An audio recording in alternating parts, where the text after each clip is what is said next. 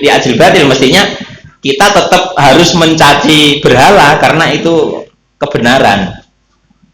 Meskipun di situ ada kebatilan, kebatilannya apa? Dia ganti mencaci maki Allah. Tapi, nah, jadi itu nggak ikut kaidah. Jadi makanya Pak, jadi ini penting bagi kita. Saya itu sering kalau ngomong ke mahasiswa itu, mahasiswa yang biasanya buat skripsi, kalau membahas masalah hukum Islam, itu landasannya jangan pakai kaidah fikih. Kayak ini tadi, la yutrakul haq li ajil batil. Karena kaidah fikih itu selalu ada pengecualiannya. Siapa tahu konteks penelitian skripsimu itu yang jadi pengecualian, jadi bahaya. Contoh, al-umuru bimaqasidiha, itu kaidah fikih. Segala sesuatu itu tergantung tujuan. Contohnya sholat. Kalau tujuannya duhur ya jadi duhur. Kalau tujuannya maghrib jadi maghrib. Itu pakai kaidah al-umuru bimaqasidiha. Tapi tidak semuanya pakai kaidah al-umuru bimaqasidiha. Contohnya apa? PSK ditanya, kamu kok kerja PSK? Iya, untuk menafkahi keluarga. Menafkahi keluarganya baik, tapi dengan cara haram, zina. Itu nggak bisa pakai kaidah al-umuru bimaqasidiha. Segala sesuatu tergantung tujuan. Saya tujuannya mencari nafkah kok. Tapi kok zina? Nah, jadi itu nggak bisa masuk kaidah al-umur bimaqasidiha. Nah, banyak nanti contoh. Banyak kayak orang nyolong alasannya untuk mencari nafkah. Setelah ketangkep dia ngaku, saya mencari nafkah, kan tujuannya baik mencari nafkah. Iya, tapi nggak bisa pakai kaidah al-umur bimaqasidiha. Segala sesuatu tergantung tujuan, nggak bisa. Tetap ya harus. Nah itu makanya kaidah fikih itu tidak baku. Nanti setiap kaidah itu pasti ada pengecualian. Beda kalau langsung pakai Quran dan hadis. Jadi kaidah fikih itu hanya kesimpulan dari beberapa kasus, tidak semua kasus. Kaidah fikih itu begitu. Kesimpulan dari beberapa kasus, tidak semua kasus. Makanya ini yang di Syekh Izzuddin Ibni Abdissalam la yutrakul haq li ajil batil itu hanya perkumpulan dari beberapa kasus. Toh nanti tetap ada pengecualian. Nah, kaidah beliau pakai ini, kaidah inna sofa wal marwata min sya'airillah faman hajjal baita awi tamaro fala junaha alaihi ayyat tawafa bihima.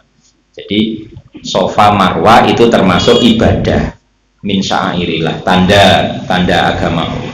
Barang siapa yang haji atau umroh maka tidak dosa. Meskipun di situ ada berhalanya, tidak dosa untuk sa'i. Nah itu sababun nuzulnya begitu. Ini ceritanya panjang. Tak lanjut dulu. Wa an Ibni Abbas, ini mulai bahas fikih ini. Wa an Ibni Abbas, dari Ibnu Abbas, anna sa'ya ghairu fardin. Sa'i itu tidak wajib. Lima afadahu raful ismi minat tahir, karena ada faedah hilangnya dosa minat tahir dari pilihan itu. Jadi itu tadi loh, fala junaha itu loh. Barang siapa yang haji atau umroh maka tidak dosa untuk melakukan sa'i. Berarti maknanya tidak dosa melakukan sa'i itu berarti nggak wajib. Ya hanya boleh gitu saja. Boleh, nggak apa-apa, nggak dosa. Nah, jadi itu Ibnu Abbas mengartikan berarti dari ayat ini sa'i itu tidak wajib.